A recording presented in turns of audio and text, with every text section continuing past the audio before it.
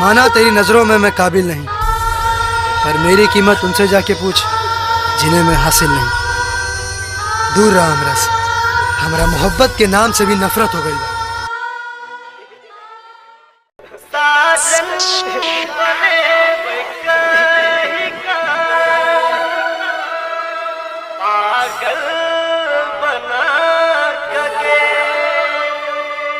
DJ Shiv Narayan, DJ Shiv Narayan, DJ Shiv Narayan, DJ Shiv Narayan.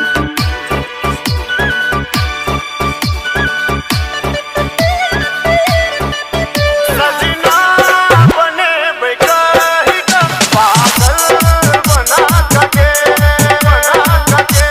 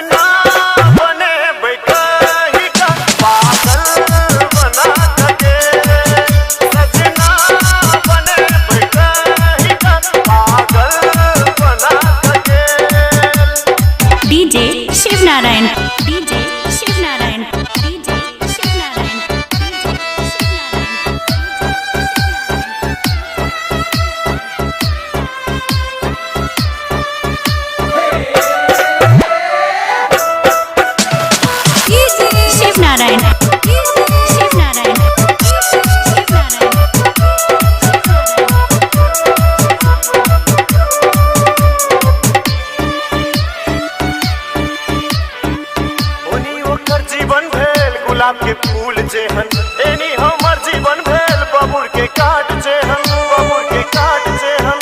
अच्छा ओनी ओकर जीवन भेल गुलाब के फूल जेहन एनी हमर जीवन भेल बबुर के काट जेहन, बबुर के काट जेहन। दुख संगे बीतेब कहे छल, बीतेब कहे छल। दुख संगे बीतेब कहे छल, बीतेब कहे। हमरा छोड़ का दोसर के सजना बने बेकाही का पागल बना सके, सजना बने बेकाही का पागल बना सके।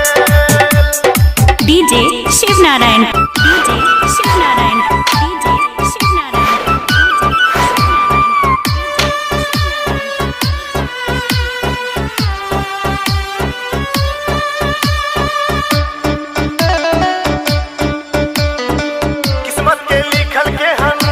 दिल फूटल हमर ओकरा दुल्हन बनाबा सपना टूटल हमर, सपना टूटल हमर।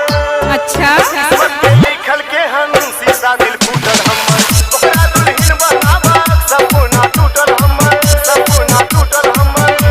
परियार के संग खुश हेते, खुश हे वो परियार के संग खुश हेते। अत पागल बनल छी हम सजना बने बेकाही का पागल बना सके, सजना बने बेकाही का पागल बना सके।